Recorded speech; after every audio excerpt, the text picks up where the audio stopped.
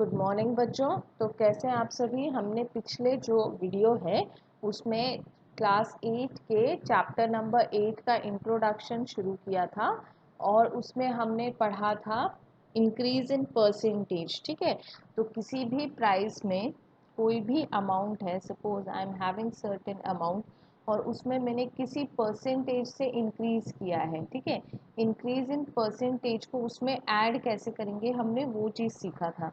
तो इसके रिगार्डिंग बहुत सारी चीज़ आती हैं। अब जैसे उसके बाद हमने पढ़ा था नेक्स्ट चीज़ डिस्काउंट्स। ठीक है, नेक्स्ट हमने क्या पढ़ा था, डिस्काउंट्स। तो डिस्काउंट भी इसी का पार्ट है। अब आगे जाकर हम पढ़ने वाले हैं प्रॉफिट लॉस, वो भी इसी का पार्ट है। तो सब कुछ वो जो परसेंटेज इंक्रीज से शुरू होता है वो सारी चीज़ें आपस में इंटर रिलेटेड है। ठीक है, तो क्विकली रिवाइज कर लेते हैं कि हमने पिछले वीडियो में क्या पढ़ा था। तो हम कर रहे हैं क्लास 8 का chapter number 8, very important chapter, comparing quantities. Daily life से बहुत ज़्यादा मेल जोल करता है और आपको बहुत लाइफ लॉन्ग काम आने वाला है। तो हमने पिछले चैप्टर में जब पिछला जो वीडियो हमने ख़त्म किया था वो हमने डिस्काउंट पे ख़त्म किया था। तो डिस्काउंट क्या होता है, डिस्काउंट होता है जो भी आपका डब्बा है, ठीक है, उस डब्बे के ऊपर जो प्राइस लिखा हुआ है उसके अंदर अगर मुझे कोई कंसेशन मिलता है, कोई रिडक्शन मिलता है, कोई डिक्रीज इन अमाउंट मिलता है, तो उसको मैं क्या बोलती हूँ, डिस्काउंट बोलती हूँ। उसको मैंने क्या बोलना होता है, डिस्काउंट बोलना होता है। ठीक है, तो हमने डिस्काउंट के कुछ फॉर्मूलेज पढ़े थे। डिस्काउंट को अगर डिस्काउंट अमाउंट निकालना है, डिस्काउंट का अगर मुझे अमाउंट निकालना है तो मैंने एक क्वेश्चन किया था जिसमें लिखा था कि मार्क्ड प्राइस, मतलब डब्बे के ऊपर जो लिखा हुआ है, और सेल्स प्राइस।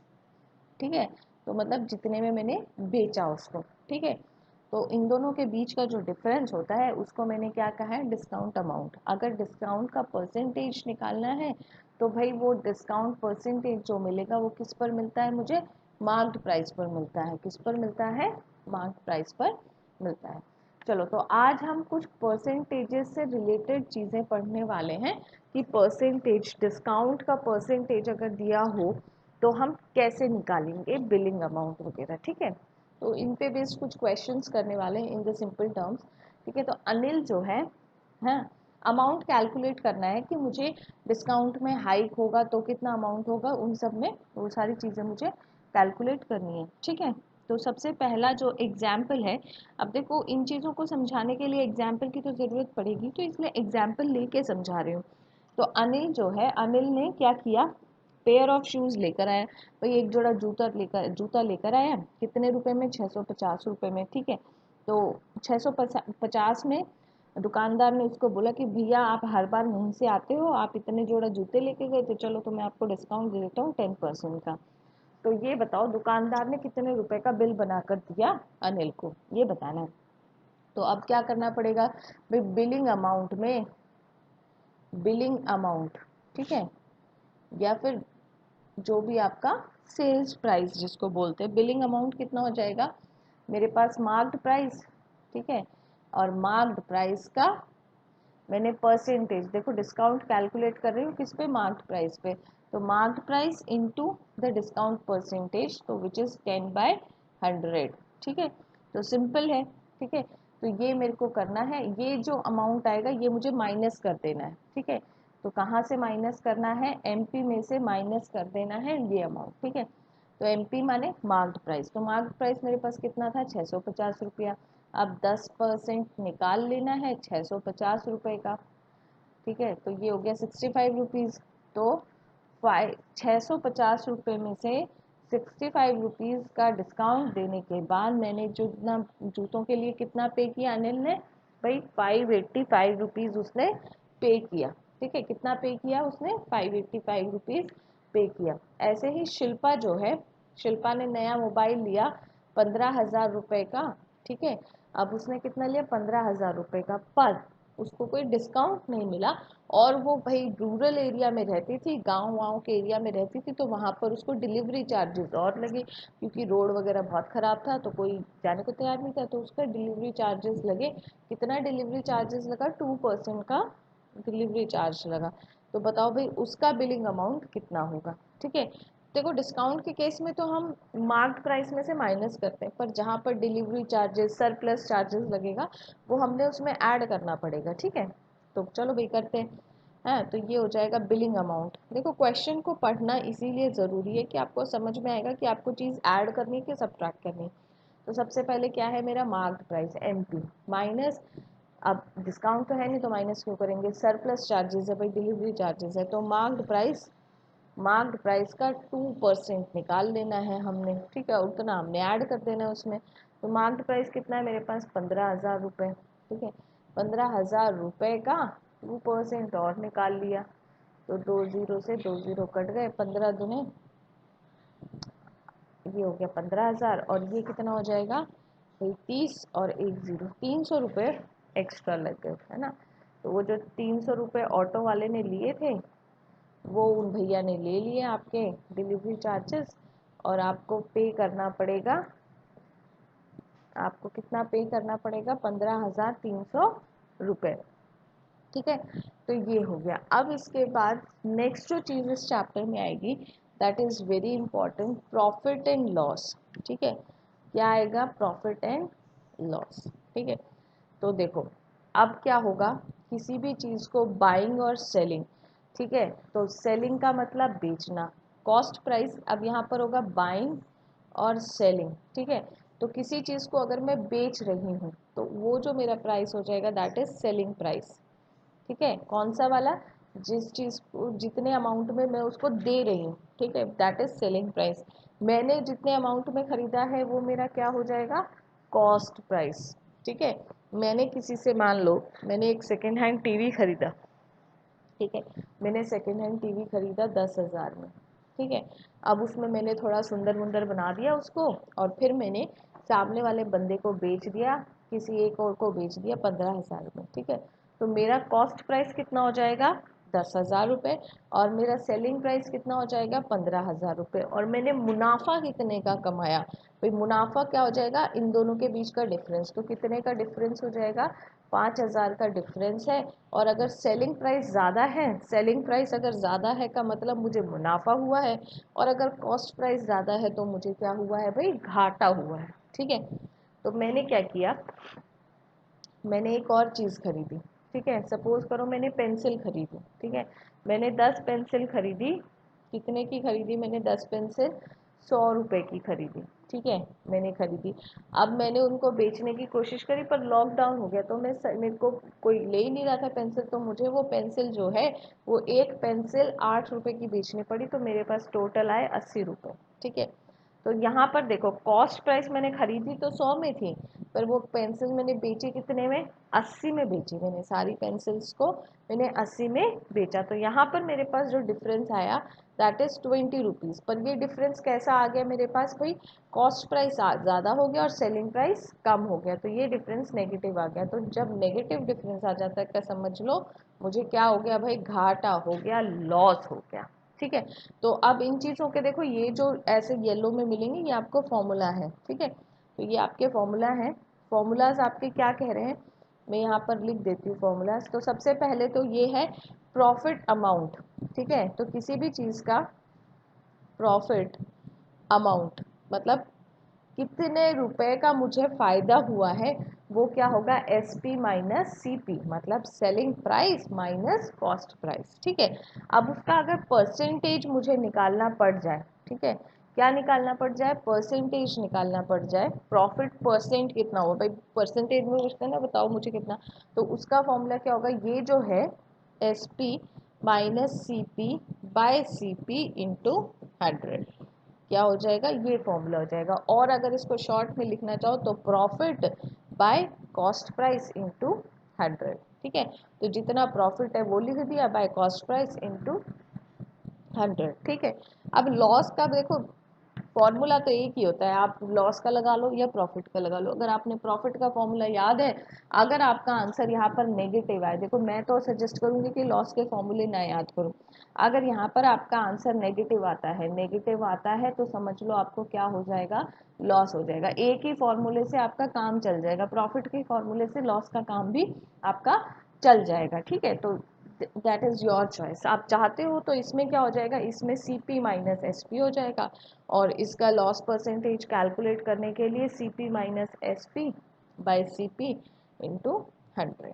ठीक है, तो ये फॉर्मूलाज हैं, इन्हीं फॉर्मूलाज पे बेस्ड कुछ क्वेश्चंस हैं आगे जिससे कि ये फॉर्मूलाज क्लियर हो जाएंगे। ठीक है, तो देखो एक शॉपकीपर है, उसने एक टीवी जो है sold at A shopkeeper sold a TV at rupees 12,000 and अच्छा, तो एक शॉपकीपर है, उसने टीवी को बेचा। ठीक है, पर टीवी का दाम कितना था भाई, दाम तो था उसका 12,000 और उसने बेचा उसको 13,500 रुपये में। ठीक है, तो कह रहा है कि भाई प्रॉफिट कितना होगा ये बता दो, प्रॉफिट परसेंटेज कितना होगा ये बता दो। ठीक है, तो क्या कह रहा है कि भाई उस टीवी का जो दाम था ना वो कितना था 12,000, तो ये क्या हो जाएगा कॉस्ट प्राइस, और बेचा कितने में भाई 13,500 में बेचा, तो ये हो जाएगा सेलिंग प्राइस। ठीक है, तो अब हम पता कर लेते हैं कि हमारे पास प्रॉफिट हुआ कि लॉस हुआ। तो भाई देखो SP ज़्यादा है, SP ज़्यादा का मतलब प्रॉफिट ही हुआ है उसको। तो ठीक है, तो प्रॉफिट अमाउंट पहले कैलकुलेट कर लेते हैं। प्रॉफिट अमाउंट, प्रॉफिट अमाउंट कितना हो जाएगा 13,500 माइनस 12,000, ये हो जाएगा मेरे पास 1,500 रुपये। ठीक है, तो कितना आ गया मेरे पास प्रॉफिट अमाउंट 1,500 रुपये। ठीक है, अब प्रॉफिट परसेंटेज निकालना है, प्रॉफिट परसेंटेज, तो ये क्या फॉर्मूला क्या होता है, प्रॉफिट बाय CP इंटू 100। तो प्रॉफिट कितना है भाई 1,500 रुपये, और मेरे पास कॉस्ट प्राइस कितना है 12,000 रुपये इंटू 100। तो 0 से 0, 2 0 से 2 0 कट गई, 1 0 से ये कट गया, 12 और 15 भाई ये 3 के टेबल से चला जाएगा, तो कितना आ जाएगा मेरे पास, ये 3 के टेबल से गया 4, और ये हो जाएगा 50। ठीक है, तो 50/4 आ गया। अब ये आगे कट नहीं रहा है, ठीक है, कट रहा है फिर भी कट रहा है, तो ये हो जाएगा 2 5 25, 2 25/2 का मतलब 12.5। ठीक है, तो ये कितना परसेंटेज आ गया भाई, उसको फायदा हो गया कितना कितने का फायदा हो गया उसको, 12.5% का फायदा हो गया। ठीक है, 12.5% का उसको फायदा हो गया है, प्रॉफिट हो गया है। ठीक है, और अगर पैसों में पूछे जाएंगे तो 1,500 रुपये का उसको फायदा हो गया। ऐसे ही अब एक भाई लॉस का क्वेश्चन है। ठीक है, तो लॉस का क्वेश्चन कर लेते हैं। अमित ने अपना लैपटॉप जो कि जिसकी की कीमत थी 20,000 रुपये, उसने बेच दिया 18,000 रुपये में। ठीक है, तो मतलब अमित ने कभी खरीदा था लैपटॉप और उसका कॉस्ट प्राइस कितना था 20,000, पर उसने बेच दिया उसको 18,000 में। बहुत अच्छी डील मिल गई, वैसे लैपटॉप इतने आसानी से इतने जल्दी बिकते नहीं है, बट फिर भी अच्छी डील मिल गई उसको, तो उसने 18,000 में बेच दिया। तो अब वो कह रहा है कि भाई इसका लॉस परसेंटेज कैलकुलेट करना है। तो सबसे पहले तो हम क्या निकालेंगे, लॉस निकालेंगे। लॉस कैसे कैलकुलेट करते हैं भाई, कैसे भी कर लो आप, SP माइनस CP कर लो, आंसर नेगेटिव आ जाएगा, है ना। तो CP minus SP which is 20,000 minus 18,000, तो कितना आ गया 2,000 रुपये। कितना का लॉस हो गया भाई, 2,000 रुपये का लॉस हो गया। लॉस परसेंटेज कैसे कैलकुलेट करते हैं, लॉस बाय CP इंटू 100। ठीक है, तो ये कितना हो जाएगा मेरे पास 2,000 बाय 20,000 इंटू 100। तो 2 0 से 2 0 कट गई, 1 2, और ये 2 से 10। ठीक है, तो कितने का हो गया लॉस, उसको 10% का लॉस हो गया। कितने परसेंट का लॉस हो गया भाई उसको, 10% का लॉस हो गया। ठीक है, चलो तो अब आगे चलते हैं। आगे इस चैप्टर में 2 नई चीज़ें आएंगी। एक तो आएगा सिंपल इंटरेस्ट। ठीक है, क्या आएगा भाई, सिंपल इंटरेस्ट। ठीक है, क्या आएगा, सिंपल इंटरेस्ट। ठीक है, सिंपल इंटरेस्ट। तो सिंपल इंटरेस्ट का फॉर्मूला क्या होता है, principal into rate into time by 100।